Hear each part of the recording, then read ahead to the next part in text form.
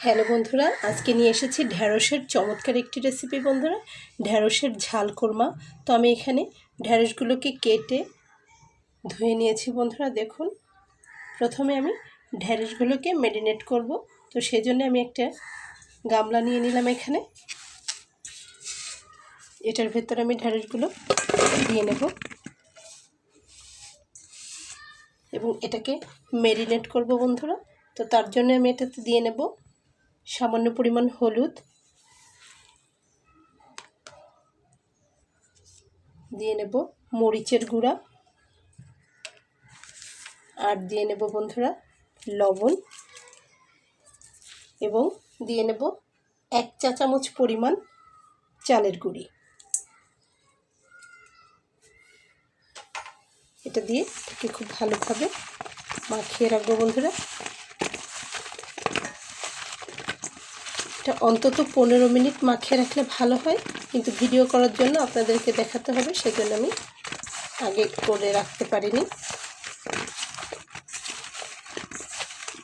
তো বন্ধুরা, এটা মাখানো হয়ে গেলে রেখে দেব।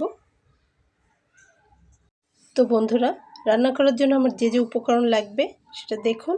এখানে নিয়ে নিয়েছি 4টা কাঁচামরিচ, এখানে নিয়ে নিয়েছি সাদা গোলমরিচ এবং কাজু বাদাম, এখানে নিয়েছি 1 চা চামচ একটু বেশি পোস্তদানা এবং মৌরি বন্ধুরা, এবং এছাড়াও লাগবে একটু টমেটো স্লাইস। তো আমি এখানে একটা টমেটো কেটে নিয়েছি বন্ধুরা। তো বন্ধুরা, আমি কড়াইয়ে তেল দিয়ে নিয়েছি, কড়াইটা গরম করে দেখুন। তো বন্ধুরা, আমি চুলাতে কড়াইটা দিয়ে তাতে তেল দিয়ে নিয়েছি দেখুন। তো এখন আমি প্রথমে পেস্ট করা মশলাটা দিয়ে দেব।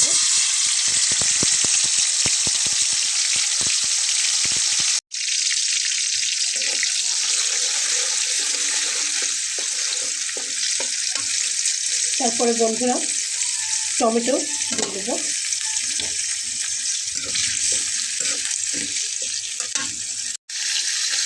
এখন আমি এর ভেতরে দিয়ে নেব লবণ বন্ধুরা, তাতে করে টমেটোটা অনেক তাড়াতাড়ি মশলার সঙ্গে মিশে যাবে।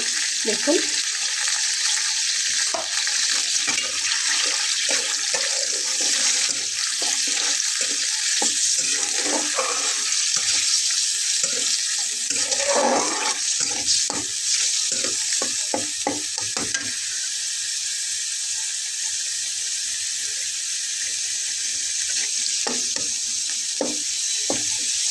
চুলার আঁচটাকে আমি মিডিয়াম ফ্লেমে করে নিয়েছি।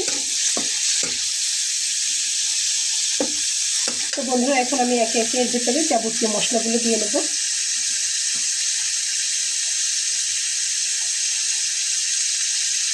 দিয়ে নেব 1 চামচ পরিমাণ লাল মরিচের গুঁড়া, দিয়ে নেব 1 চামচ পরিমাণ জিরার গুঁড়া, দিয়ে নেব 1 চামচ পরিমাণ ধনিয়ার গুঁড়া, এবং দিয়ে নেব পরিমাণ মতো হলুদ বন্ধুরা।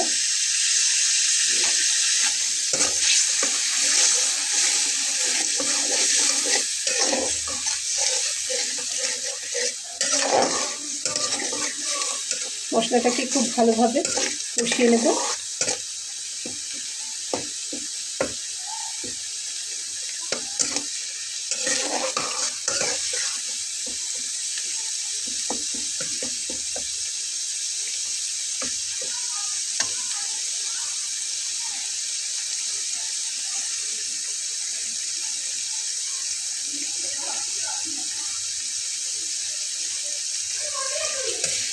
তো বন্ধুরা, আমার মশলাটা খুব ভালোভাবে কষানো হয়ে গেছে দেখুন। এখন আমি এর ভেতরে পরিমাণ মতো পানি অ্যাড করবো, একসঙ্গে যতটুকু পানি দিতে চাই।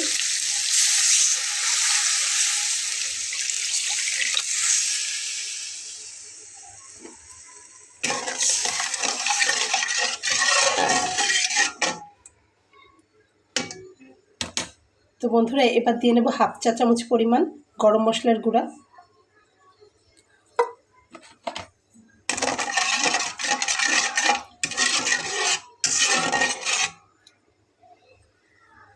এবার আমি অপেক্ষা করব পানিটা ফুটে উঠলে আগে থেকে মাখিয়ে রাখা ঢ্যাঁড়সগুলোকে আমি এর ভেতরে দিয়ে দেব বন্ধুরা। সঙ্গেই থাকুন। এখন আমি এর ভেতরে ঢেঁড়সগুলোকে দিয়ে দেব।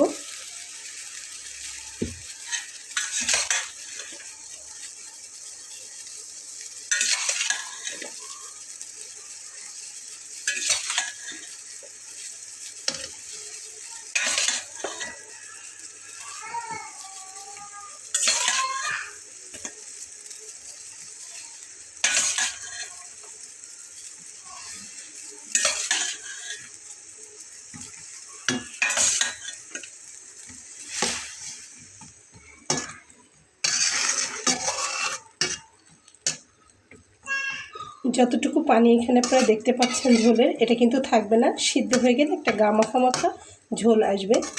সিদ্ধ হওয়ার জন্য এই পানিটুকু দেওয়া।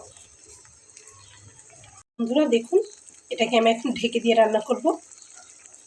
এটাকে আমি এখন ঢাকনা দিয়ে ঢেকে দিচ্ছি। তো আমার রান্নাটা কমপ্লিট হয়ে গেছে। দেখুন,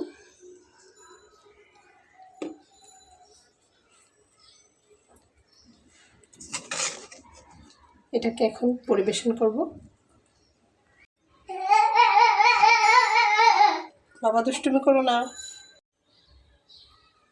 তো বন্ধুরা দেখুন, পরিবেশন করলাম।